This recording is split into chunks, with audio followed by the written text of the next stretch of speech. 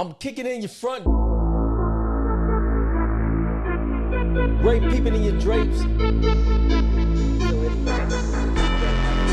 Rob making a plate in the back. T-Hall Podcast. T-Hall Podcast. T-Hall Podcast. T-Hall Podcast. Right now.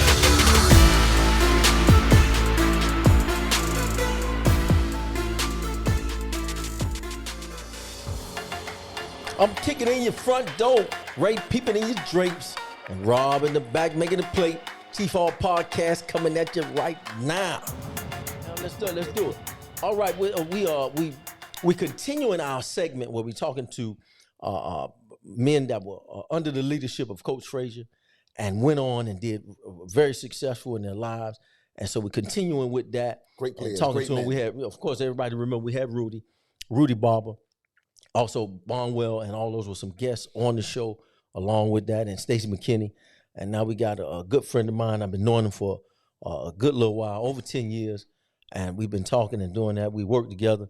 And this fella here has some really good stories, and we're going to get into it. And none other than Cornelius Bembry, better known as one of the Pancake Boys. What's happening there, Bim? All right. What's happening? Thanks for having me, fellas. And Bims did us good justice. He even wore his actual jersey I did. from when he played ball. I did. They probably gonna wonder why in the hell I still got Vintage. it. Vintage. A man. vintage jersey. This is the original right here, baby. The original 72. Yeah, and I saw those pictures with All Date and all that when you was wearing that same jersey on those Miami Herald shots. So I saw it. Now, Bims, we're gonna get right on into it and start talking about. Tell us about that move to be up directly under Coach Frazier, because me and you talked about Coach Barrick. I mentioned that to Coach Frazier, but talk about that move from Coach Barrick to Coach Frazier, and how was that move from JV to that? I want to know why they call them the Pancake Boys first. That's coming. Okay. That's coming. Okay, all right. Go ahead. That's coming. Oh yeah, we definitely gonna get into Okay, that. go ahead. We definitely gonna get into that. I remember like it was yesterday, man. Like I said, when I came out, I tried out for fullback. I wanted to run the rock. I wanted to run the rock. And I remember seeing all the big boys over there. And I'm like, man, I'm going to be running behind those guys. And I remember Coach Bobby was like, you in the wrong line, son. He said, the offensive lineman is over there. I said, no, sir.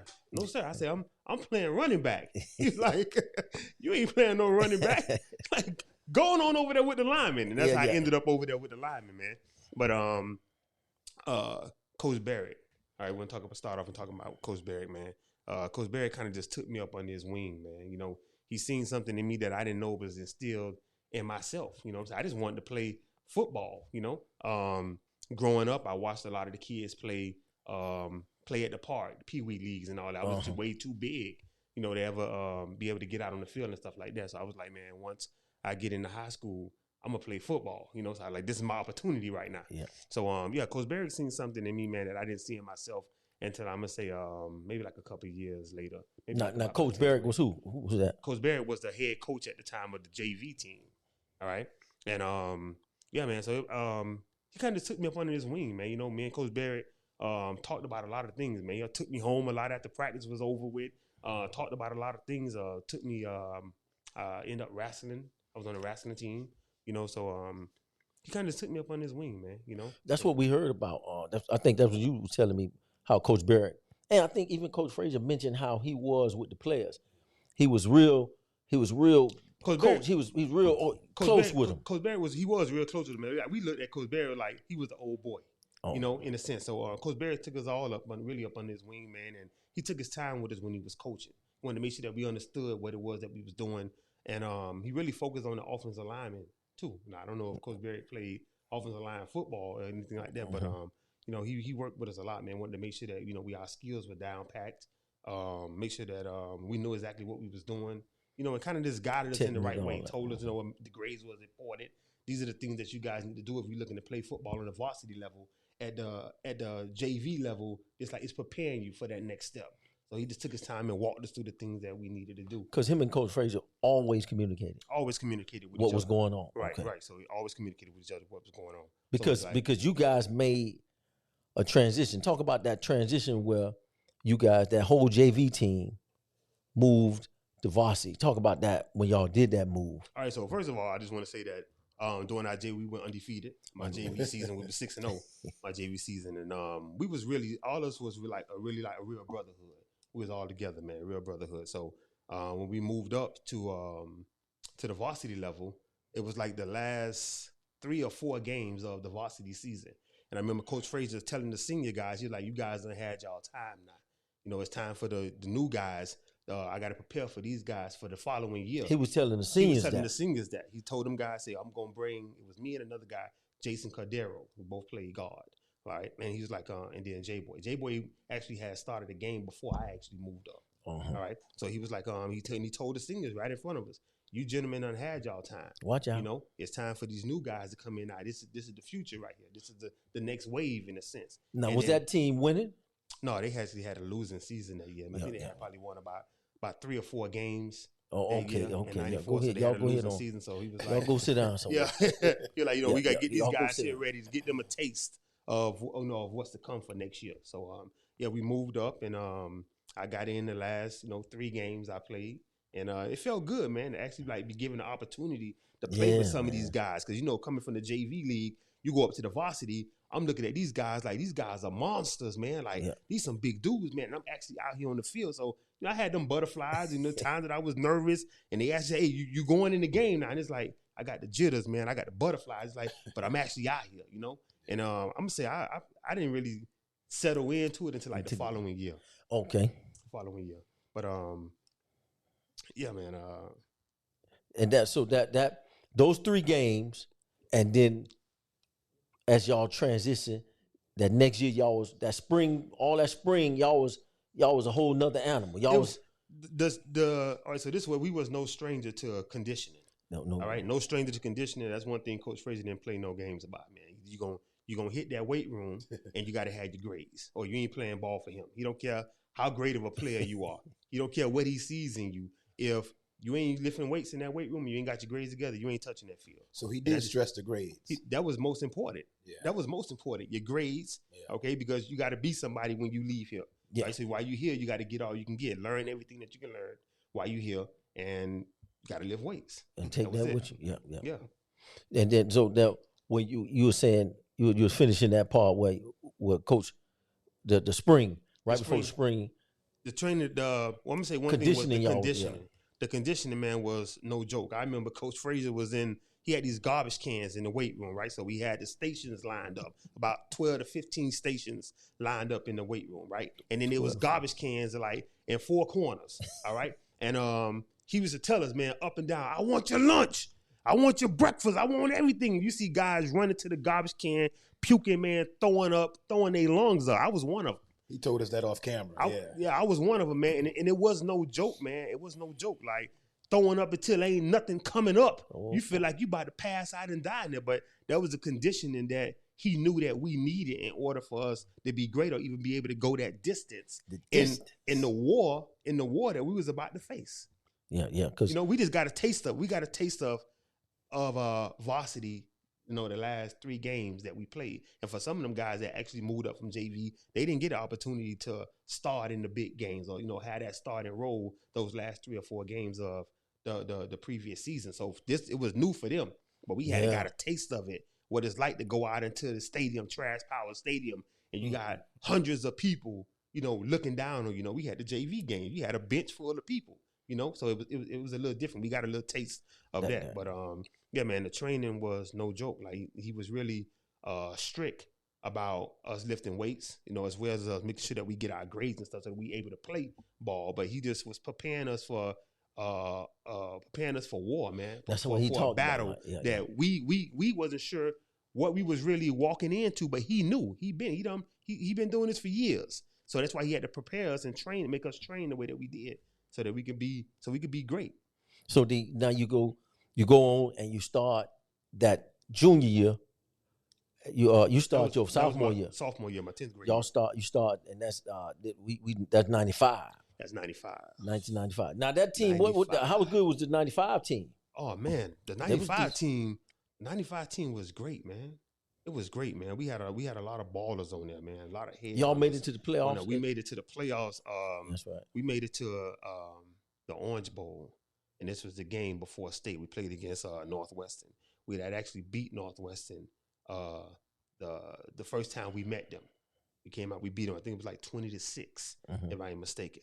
And we met them again in the Orange Bowl, and shit went in our favor. They was ready for you. They was ready for you. They was ready. We know we made a few mental mistakes, and it costed us the game. Costed us the game. They went on to win that year. You know, represent the career. They brought the title back to the house. But that never left us, man. And to this day, we talk about it to this day. And we had actually never left the game in a sense. And let me help you understand what I'm saying. We took that loss to heart because they went on to win, but we felt like that should have been us. You know, so during the off season while people probably were spending time with their families and probably traveling the world, talking to girls, you know, doing the most, man. A lot of us, we were still in the game. We were still in the game. We didn't have an off season. We still was training on our own. A lot of us was working out. We was on the parks. J-Boy was out there with the receivers. And they was still, I mean, on the off season, the season is over for us. The season is over, right? But we still practicing. And that's that discipline he was talking about. We still practicing. We still lifting weights. We still lifting weights because for us, that was supposed to be us in that championship game. You know, so we got to hurry up and get back to where we was at so that we can continue on. So we didn't have an off season, man. So now so that was a good year. You got that bitter taste in your mouth for that bull. You know, that bull, y'all ate some bull. And then you had to come on at 96. 96. Now I want to be clear. Santana Moss was on the team with you. Santana Moss was on the team. Robert Sanford was our running back again. Robert Sanford, Eric Coakley. We had there Pat Jenkins was one of the receivers. Buggy was one of our receivers. And Santana Moss, the great Moss. His brother was later on. Yeah. All right. So now that season started, y'all did good. Y'all busting heads. Man, we was lighting everybody up, man. Yeah. We was lighting everybody. Like I said, for us, it was just we had never stopped playing. You know, so it ain't like we had to get with the program and learn everything over again. We was still running plays on the off season. We was perfecting our craft because we needed to get back to where we felt like we should have been. You know, so we didn't take no days off. Y'all got back there, and did y'all meet the West again? Was Northwestern anywhere on that? Yeah, well, you know, that journey, of course. Northwestern, the first game That's of the always, season, always the first game of the season, and we handled business as usual. All right, and we went on a run, man. I think that year we was the leading scorer in Dade County. We left. I think it was about 5-0 or 6-0, and we went up the road. We played Sarasota Riverview. All right, and they handed us our first loss. All right, first loss. Yeah, they handed us our first loss, and that was the only one. That was the only one that year. Yeah, because the next year. Yeah. All right. Before we get to the next year, y'all won the championship. Right. This year, how was that? Man, that was exciting, man. That was like we picked up where we left off at. We felt like we should have been in the game, and we got back to where we felt like we should have been, and we capitalized, man. You know, we went into that game knowing that we was gonna give our all, and that we wasn't leaving there without a championship. And of course, if you have that mindset, boys, and that was, like I said, that was the denied. That was the mindset from the beginning of the season. That we gonna win it all, and that's how we played. We taking it one game at a time. We gonna handle business one game at a time. But our main goal was to bring a championship back. And that's that photograph where Coach Frazier was getting the ice water for his first championship. For the first championship, they hit him with ice water. Ice water, man. We played Tampa.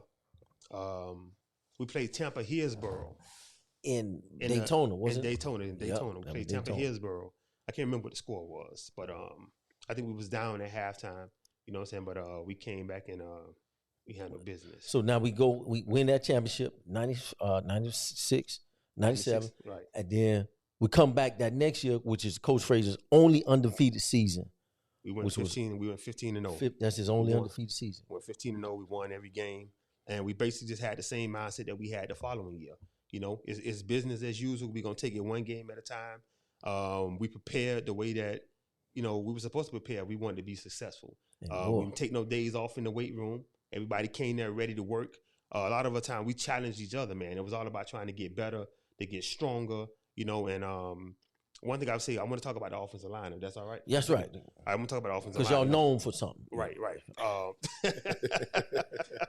Man, it was like this here. So we was always challenge each other. So who can get the most pancakes? Okay. Who can get the most pancakes in the game? And I think we kind of lost count after a while, man. We did a lot of chip blocking, a lot of power blocking, and man, we was taking guys out. We basically used to tell the running back what hole to run through. Watch out. I'm just straight up. We tell her, hey, we'll stand up in the line and we'll tap the left butt cheek or tap the right butt cheek, and that's the hole you going through. And it's going to be wide open.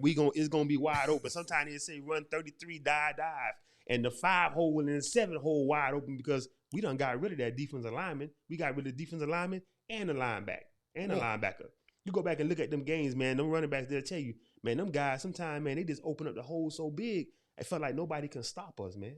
And anybody that lined up in front of us, we was gonna punish them. What was that?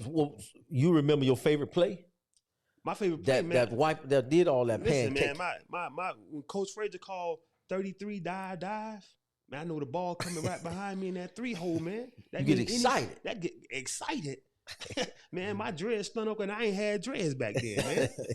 Yeah, I got excited, man, knowing that ball finna be ran behind me, man. And sometimes we beat on our chest, man, like, excuse me.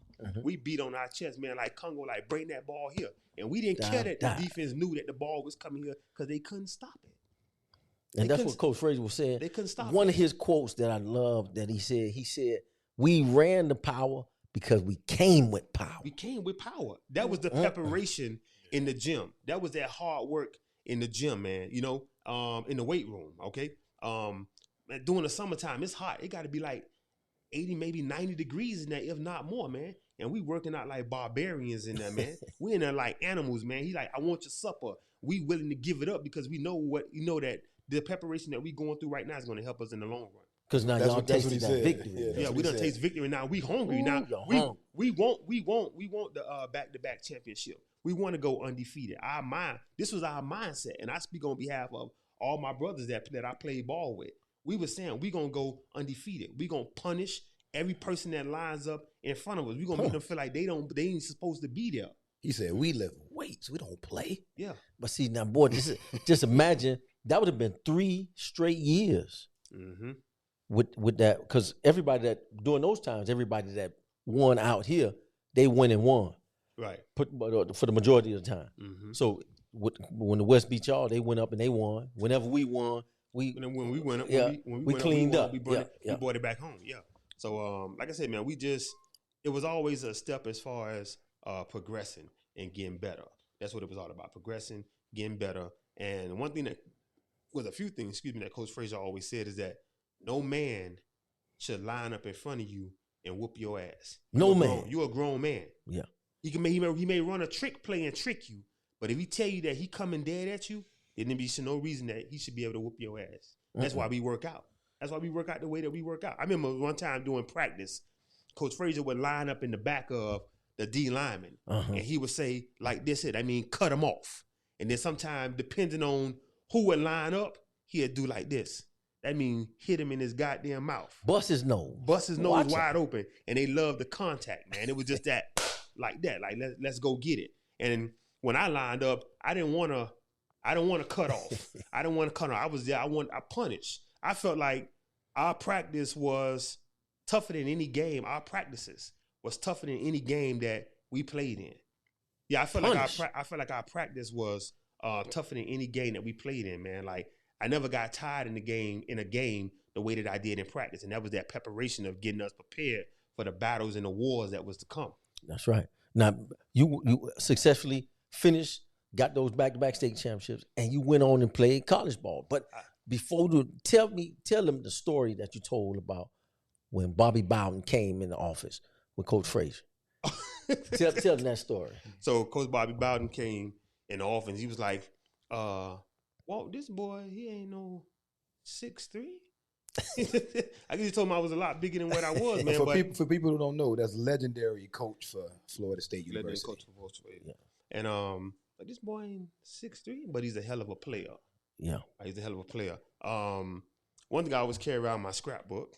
Yeah. All right, my scrapbook has everything in it because I tell guys about the type of ball player that I was. Like, man, you short, man. You ain't did all the things that you say you did. Like, man, I did it all, man, and I got it right here in this good book You had right to be here. mean though. Yeah, you had to be. I had a very mean streak in me, man. I think a lot of the guys that I played with, they had that mean streak in us too, man. It was instilled in us by Coach Frazier, man. It really was, man. That preparation, that hard work, and Coach Frazier had this. He could light a fire up under you, man, just by looking at you. He didn't have to say a whole lot of words. You know, he's standing in front of you before the game, and he just stare you down with that cigar in his mouth, man, blowing that smoke, and you just look at him, and you already knew without having to say any words. You already knew it was wartime. Wartime. Go out there and do the job that you trained to do. Execute. Punish them people. By halftime, they shouldn't want to line up in front of you no more. I mean, it was plenty of times, man. In the third quarter, come out. They said we was known as a second half team. That was the write up, or whatever the case may be. But our job, man, and how we played ball was to punish these people that line up in front of us and make them not want to come to the third and fourth quarter. Watch out. That's how we played. Man, he made me want to go to the gym right after talking to him. You know, that's words of encouragement, man. Words to fire you up and get you ready, man. I miss those talks and those speeches, man. And a lot of time I tell the guys the work ethic that he instilled in me is something that I carry with me today while I'm on my job. You know, it's just that them leadership skills that he put in you, you know. And I'm like that on my job right now. You know, I refer back to sometimes the stories that I was telling you about, some of the stories I shared with you. I tell the guys on my job and to motivate them with the speeches and stuff like that to kind of get them fired up and get them going. And that all came from Coach Frazier, man. Very inspirational in my life. You finished a little bit more of the story with Bobby Bowen. Is that more? No, it was really no more. Okay, that's okay. Yeah, because Bobby, back then they were looking for a certain height. Mm-hmm. Because that's what it always was, man. It was always a certain height. Yeah. But who also showed interest in me was Larry Little. I can't remember when he was at Bethune. I think it was Bethune. He was at Bethune. Yeah, but you ended up going HBCU though. Right. That's right. Delaware State. That's right. Delaware State. Nice. Yeah, but and you played 3, 4. How long you played at Delaware? Years. You played 2 years at Delaware State. As often same position. Same position. Okay, it was out there. And I can imagine you branding the people that you played against in high school from other teams, and you saw that. Well, I didn't play against a lot of those guys that I graduated with. We sent a lot of kids that year to D1. I think we had like about 20. Right. I think we had like a record during that time. We sent that many kids off to Division I school. So a lot of the guys that I played with, I didn't really see them. Yeah, because J-Boy went to and played wide receiver. That's how good an athlete he was, and he was a good wide. He was a damn good wide receiver. Yeah, he was. So he went from quarterback. He was a natural. J-Boy was a natural athlete. It was a natural athlete, man. I mean, he could pretty much play any goddamn thing. Yeah. So you did that. Now I remember once you got we worked the same place for about 15 years. I'm still. You still there? You still there about 20? 21. You got 21 in. Yeah, I'm gonna give him 9 more and I'm done. Yeah. So, but you told me a story when you left, and you had the opportunity to try out for the Dolphins. Remember that? I wanted to know what happened with that was. I was like, man, you know what? I felt like I still had it in me. I was still working out. I was still, still on. I feel like I was still at the top of my game, and I wanted to give it a try. But I couldn't get the time away from my job that long enough to go and try out. Like, the job that we work at. Yeah. I couldn't get that kind of time. Because you was trying to. It was going to be a camp. Well, you had to be into a camp, into the Dolphins camp. Right. I wanted to go and just walk on and like try out. I feel like I still had it. I was like, man, you know what? I think I still got it, man. I'm still strong as hell. I'm running pretty good. I'm healthy. I'm eating good. I just wanted to give myself a shot, man. Yeah, that dog. They say that dog. You still. I just wanted to see if I had what it takes. I feel like anybody that came from under Coach Frazier's program, man, could have went and played and started anywhere. Anywhere. Yeah. So when you think about. You mentioned that you still carry those virtues, the things that Coach Frazier taught you, into today's life and everything you do, because, we worked together for a long time, and now you still doing all, like you said earlier, you got your hands in a lot of stuff. Yeah, I got my hands in a lot of stuff. But you're able to those principles, the the principles that was still instilled in me. transfer everything. Right. Even the way that I work out when I go to the gym, I still work out the same way. Yeah, 5 what that sets of mean? 5 in 5 minutes. Throwing up in the garbage can. No, I ain't throwing them in the garbage can no more. I ain't throwing them in the garbage can no more. But it's still that same workout, that same work ethic. 5 sets of 5 in 5 minutes. That was that core workout to get you right. Oh, that's yeah. Because some people may say, "How they throwing up?" I go to the gym all the time. I'm throwing. It's because of closeness and the intensity. The intensity ain't had no long break. Ain't no long breaks. It's like 5, when that 5. man, you rest while that man is down. When that man get up, it's your turn to get down. That's how you rest. And you have 5 sets of 5 in 5 minutes. So that means you going, you on the go. You rest while that man is down. When that man get up, it's your turn. And then in 5 minutes, you going to the next station. So you steady running. So it's like at some point in time, man, you gonna get up. That's intensity. It's an intense workout, man. It's intense. I mean, from the weight room to the field, it was nonstop. But like I said, Coach Frazier knew what he was leading us in the battle, and he knew in order for us to be ready for the war to come, that we had to be in tip-top shape. So he was creating soldiers, man. He was creating soldiers. That's what he did. I looked at a lot of those guys, man. When I left and came back, I remember leaving guys, and they was like this when I came back. I mean, when I left, they was like this here, like skin and bones, sticks. And I came back, man, them guys was jacked up and they was big. And you could see for yourself, this was the program. It was the program. Coach Frazier would have like guys would go away to schools and they bring their strength and conditioning books back. And he go through their books and take little pieces out of their book. Patrick Swayze. Right. Take little pieces out of their books, and then he would then create a workout system for us and to get us better. Yeah. Now, I'm going to say a few names. This segment here we call Off the Dome. I'm going to say some names. You don't have to say the first thing that comes to your mind, but you could talk about it a little bit. Of course, we're going to start with Coach Walt Frazier. Coach Walt Frazier. Legendary. Legendary. Fire starter. Okay. Yeah. A man that just instilled principles in young men on how to be a man when you grow up. He was giving us all the tools that we needed to be successful in life. So he wasn't just a football player; he was a father figure as well. Yeah, they said Coach Frazier always said that I'm not the wisest man, but I know how to do such and such. That's what he was always saying. But he had a lot of wisdom. Right, a lot of wisdom. We was eating it up. When Coach Frazier spoke, man, everybody was quiet because they wanted to soak up what it was that he was giving.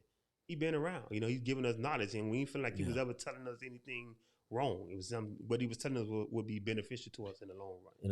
The best thing, one of the best things that he said, he gave all y'all the credit, man. He said, always, he gave all y'all the credit of why he was who he is. Mm-hmm. He said he was a champion because he had champion men. And that he made us like that. Exactly. Yeah. We didn't know we was gonna be as great as we was when we walked into that program. And he also knew if you were gonna apply it or not. He didn't know if you were gonna apply it. Right. You did. But we did. We listened. It's the time that he took. And Coach Barrick started this off. Back to Coach Barrick.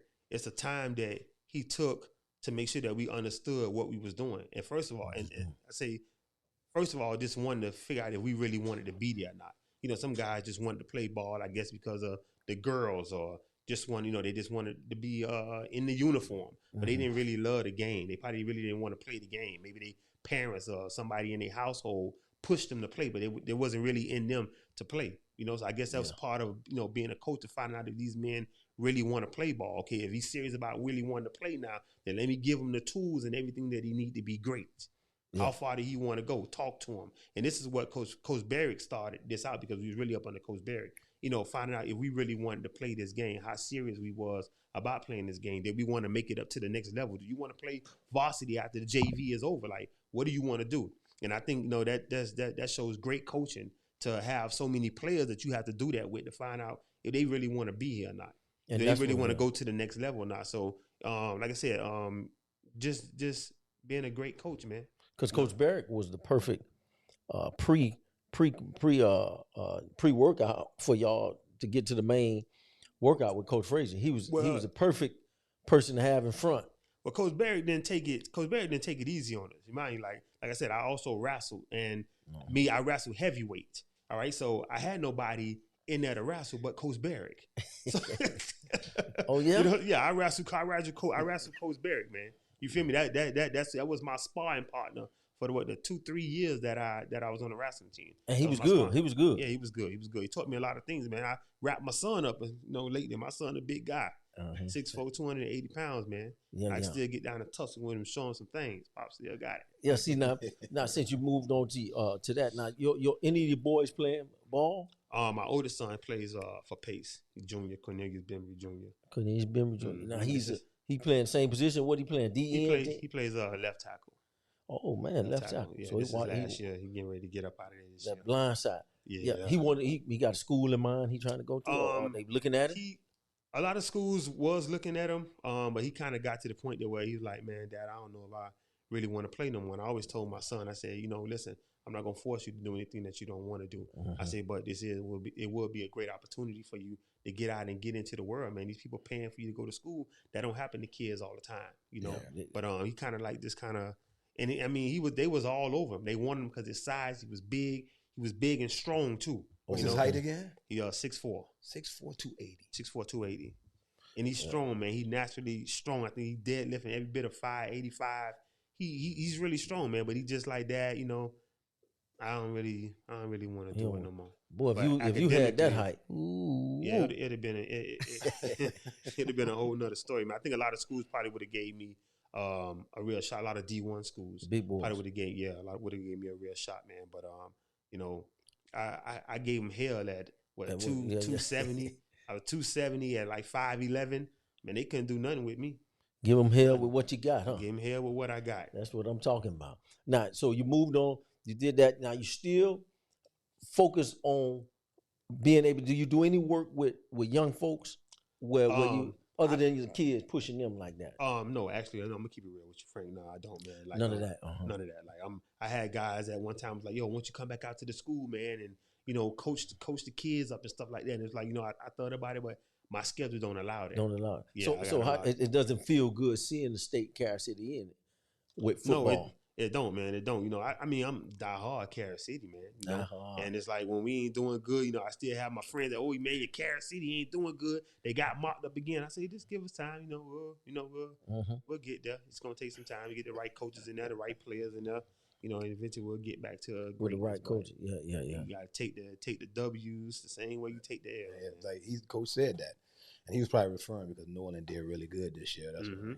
Yeah, I had a friend of mine. His son was on the New Orleans team, and I was rooting for him all the way. Man, bring it to the crib. Yeah, bring it back to the crib. Bring it back to the crib. Even though there was another school that was down south. I think Exit 1. It was like the Broncos or something. I was rooting for them too, man. Yeah, Homestead. Yeah, Homestead. I mean, is it Homestead? No, South. No, it wasn't Southridge. I think it was Homestead. No, I think it was Homestead. Exit 1. It was the Broncos. Yeah, it was Homestead. Yeah, so I was rooting for all the teams, man. If you go out the road to bring that championship back home. And I think they did win. I'm not sure. No, I think they lost too. So it was New Orleans and the Broncos. South and the Broward teams won. I believe St. Thomas won. Yeah. And Deerfield, somebody else won. Ray we was talking about it, but I couldn't remember. Yeah. So now, if that opportunity to coach ever came up, do you think that would be something you would like to do? Maybe offensive line. You know what? I thought about it, and I'm gonna tell you why I thought about it. I'm like, because I had the perfect teacher. I had the perfect teacher in Coach Frazier. I remember, I want to get back to this just a little bit. I remember going back to those times where practice was over with, and he say, "Men, meet me in the cafeteria. Practice over with. Everybody getting ready to go home. We going to the cafeteria now, and we going over plays." Where he always said that the offensive lineman had to be the smartest people on the field, And he took his time and he coached us to make sure that we understood that if they line up in a 4-3, if they line up in a 52 wheel, that we understood our blocking assignments, because the blocking scheme could change within a second if they shift. Now our whole blocking scheme changed, that we need to know like this, what we doing when they move. So he took a lot of time with us, man. And I think Coach Frazier seen something in us that, like I said, at that time we didn't see in ourselves, man. And that was greatness. Greatness. What was the toughest opposition while you was playing, or D lineman that you remember? If you don't want to give nobody props. No. I'm saying quick because I had to think about it, man, because I didn't play no games. I'm not just boasting and bragging about myself. My teammates and people that know me, they'll speak very highly of me when I say this, man. Like, I kicked ass. You were tunnel You vision. feel me? Man. I kicked ass, man, and I didn't Smash. believe in nobody whooping me. But I could say,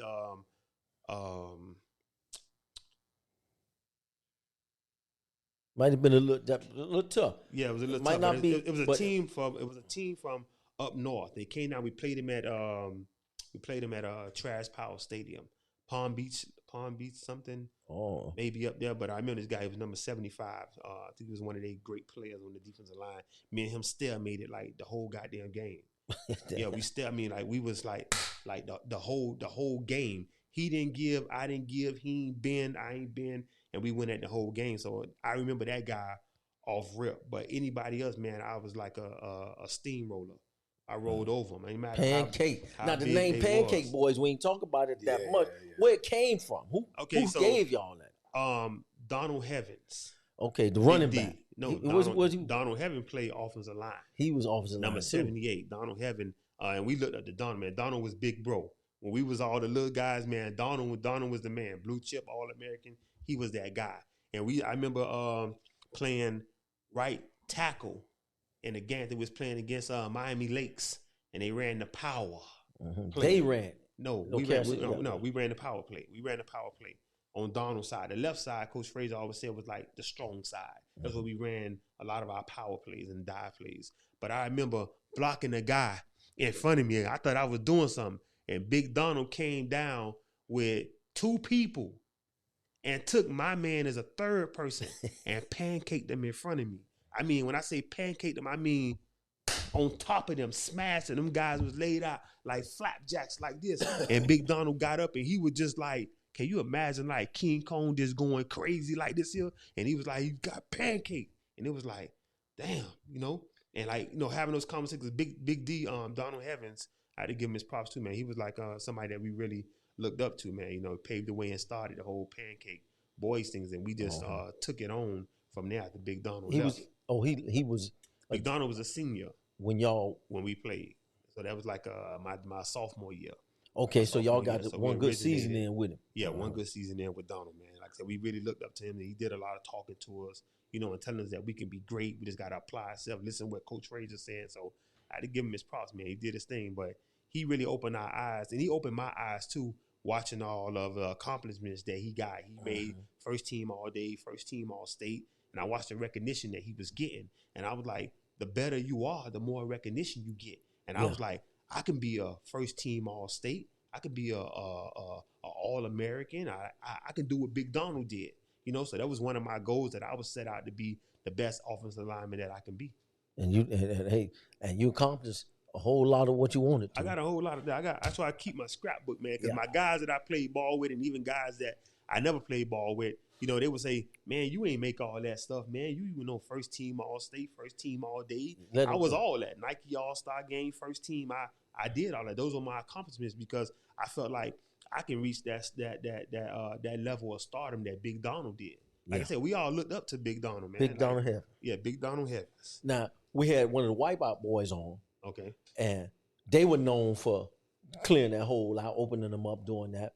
And I used to talk, me and you were talking a little bit. I said, what you think with the comparison? If you compared, what would be the biggest difference? Because they were bigger. The bigger difference was that they was just bigger than us. Yeah. I don't think those guys had the heart and the tenacity and the mean streak that we had as players. They had the size, they had the height. I don't think they had the. And I ain't taking nothing away from those guys at all. So I don't want y'all to feel like I'm taking anything away from y'all. But people looked at us as being like undersized linemen. It was like they can't get the job done. You never win a championship. So you was always with that chip. You don't feel they had that kind of mean streak because they were big already. They was big already. Yeah, I look at our style to play. In the way that we played and what we accomplished at the size and the height that we was. It was amazing. We did what they say that couldn't be done. So they were like bears and y'all were like pit bulls. Yeah, in a sense, like they looked at us like they were the big guys. If you stand us next to them, man, it was like this. This was them and this was us. So it was always like them guys that never win a championship. They ain't gonna get it. I remember them picking on us and talking trash about us at the offensive line. Some of the seniors that left here. You said that drove you a lot, though. It did, man. It pissed me off at the same time. And then it drove me at the same time because I was out to prove myself that I'm a better player than what you think I am. I'm be better than you. Yeah, Zach Thomas had that same mindset because they was always saying he was undersized, right? Undersized. But I didn't let that stop me and my brothers that I played with on the offensive lineman as an offensive lineman. That didn't stop them either, man. We did some great things. Them guys were pit bulls too, man. They ain't playing no game. We all had the same mindset, the same mentality, man. From the same coach. Yes, from the same coach. Like I said, what he instilled in me, he instilled in them guys, and I'm pretty sure they use the same methods that was taught to them in their everyday life too. And we so left wanting to hear more and understand more with Coach Frazier. But from talking to you and most of the players that played from Coach Frazier in all of our times, we took the same message. That he was a great man because we band guys. We always say we band guys, but we appreciated Coach Frazier and what he was doing with y'all and what he was doing with the team. Because when y'all was looking good like that, we look good. We both look good. Everybody. Coach Frazier always said that, look, I may have coached football, but I was all Carol City. And that was important to us to hear that from him. Now, you come from a long line of Bembrys, and that was also something that I understood. That a lot of cousins that played up under Coach Frazier, too. Yeah. Corey actually was out there. Corey Bembry was actually out there when I was playing. I think I was a senior then. I was a senior. He may have been a sophomore at that time. But and Cedric Bembry, that's your older. That's my older cousin. Cedric and Sylvester was my older cousin. I heard that they was hell on wheels before I got there. I never got a chance to see those guys play then, but I heard the stories that them guys were monsters. Yeah, you know, they were monsters, man. And I remember Coach Frazier called me into his office one time and was like, "Am I gonna be like the Bembrys before me? Watch out! That's put that pressure on you." That's what I was gonna ask. Am I gonna be like the Bembrys before me? And I told him I'm gonna be better. You're gonna be better. We talking to Big Bims. I call him Big Bim, Cornelius Bembry, and my old co-worker, my old buddy. And we talking football on Chief Hall Podcast, and we getting into it. And we appreciate y'all checking us out. Don't forget to like and subscribe, and stop looking at me and Ray like that. We out. Hey, you know, I want to say one more thing before. Wait, don't cue the phone. Oh, don't cue the phone. Ray wants something to say. We talked about Northwestern too much, and we got to mention some of our brothers that marched in the band over there. Shout out to Rodney James and Oscar Peebles, man. Some of the Northwestern's finest. Like he said, we all band guys, man. But I want to shout out those good brothers there too. Yeah, okay, and don't ever do that again, Ray. Cue the phone. Hey, we out. New Orleans all day. That's what he's worried about. But it's okay, Carol City. We love, all love. All love. You cue the phone. I don't hear nothing in my headphones. I be like to hit the phone. I'm gonna give Oscar a shout out, man. Oscar said, man,